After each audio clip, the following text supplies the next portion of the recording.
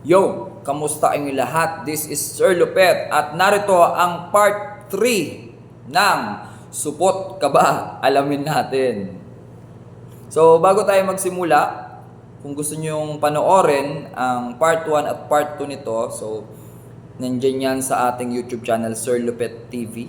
Yan.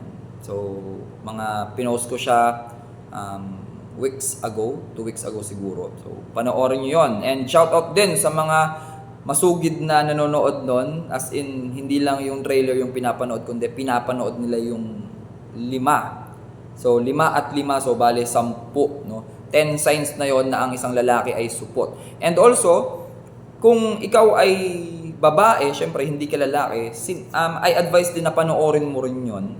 Health rin yun para sa'yo, para somewhat somehow magkaroon ka ng magandang desisyon para mapili mo maigi kung sino ba yung sasagutin mo in case na may nanliligaw sa'yo or may pumoporma sa'yo.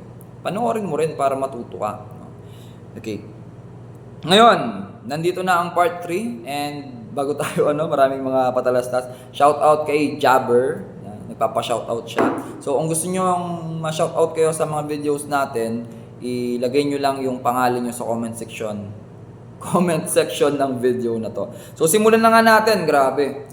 Okay, nandito pa ulit ang 5 dahilan na ikaw ay supot. Okay? And lahat ng sinasabi ko nito ay based from my experience kasi lahat ng mga sinabi ko is nanggaling ako dyan. Okay. Una na ilalagay ko dito is kumakagat sa thirst trap. Wow. Okay? So, ngayon naging common na yung phrase na thirst trap. Ano ba 'yon? So, yun yung ginagawa ng mga kababaihan na magpo-post sila ng medyo sexy na mga pictures nila sa online. And ipopost nila yon hindi naman para humanap ng permanent relationship. Pinopost lang nila yon para kumuha ng attention. Kasi ganun nagwo-work yung parang psychology ng isang babae na parang yun yung pera nila yung attention nating mga lalaki. So, may times na alam mo na thirst trap yun, pero kumaagat ka pa rin, pumupuso ka pa rin, pina-follow mo pa rin, ini-stalk mo pa rin. Para kapag ginagawa mo yan, supot ka. Bakit? Kasi yung oras na dapat ginamit mo sa pagde-develop, pag-i-improve ng sarili mo, most of the time, napupunta lang doon sa pagkagat mo sa mga thirst trap ng babae. So, kung ginagawa mo yan ngayon, medyo tigilan mo na at tigilan mo na talaga. Okay? Pangalawa, supot ang isang lalaki kapag walang skill, walang talent, or walang ability, walang potential. Alam nyo, bawat isa sa atin ay mayroong mga potential. Naalala ko mayroong kasabihan na sinabi ni Roger Bacon or ni Francis Bacon na ang isang mag-aaral or ang isang learner ay hindi naman yan katulad ng timba na kailangan punuin ng tubig. Like parang yung utak mo ay punuin ng kaalaman. Tayo daw ay parang mga torch na ang kailangan mo lang gawin ay sindihan. Ibig sabihin, pagka tayo ay nasindihan, parang yun yung starter and then magsisimula na tayo magliwanag or na-enlighten na tayo nun. Diba?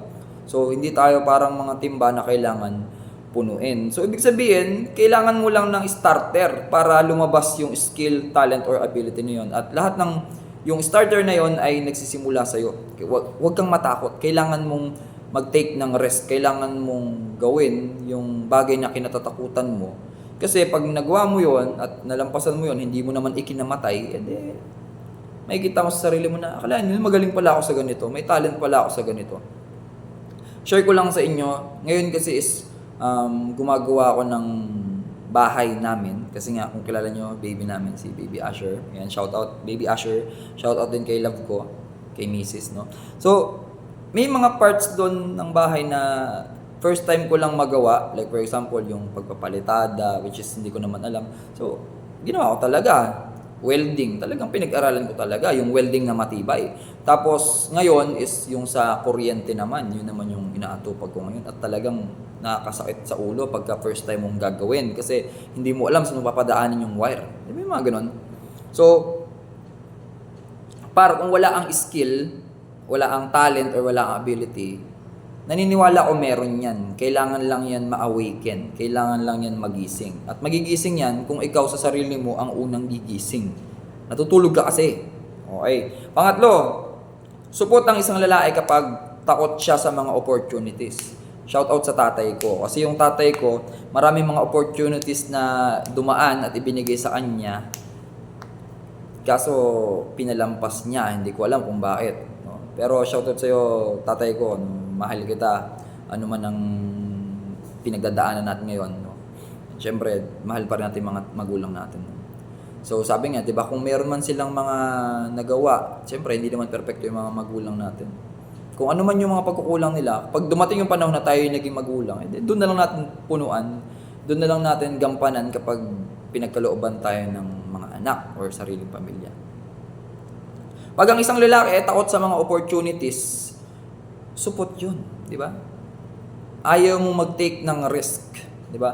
Nandiyan na yung opportunity, di ba? Like for example, yung mga tao, hirap na hirap silang maghanap ng trabaho, ng hanap buhay, tapos trabaho na yung lumalapit sa'yo, tapos ayaw mong i-grab, ayaw mong i-take, ayaw mong subukan. So, support ka para kapag ganun. Takot ka sa mga opportunities, di ba? Ang opportunity, hindi mo yan makukuha sa kwarto. Kailangan mong lumabas. Kaya yun yung pang-apat na sign na ikaw ay support. Nagmumukmuk ka sa kwarto. Lumabas ka, par. Lumabas ka. Huwag kang magmukmuk dyan. Unless hawak mo yung cellphone mo or laptop mo or gadget mo at nagpapapera ka using kung ano man ang masaserve na purpose sa'yo ng gadget na yon, then go, okay lang yan. Pero tinutukoy ko dito yung talagang nakamukmuk ka na lang sa kwarto maghapon, wala ang ginawa kundi matulog, di ba?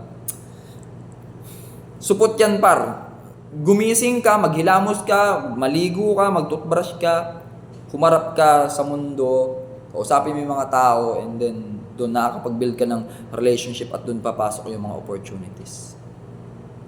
And panglima na dahilan na ikaw ay support, no? Panglimang senyales na masasabi kong nagpapakita na ikaw ay support is, grabe, hindi ka kontento sa isang babae.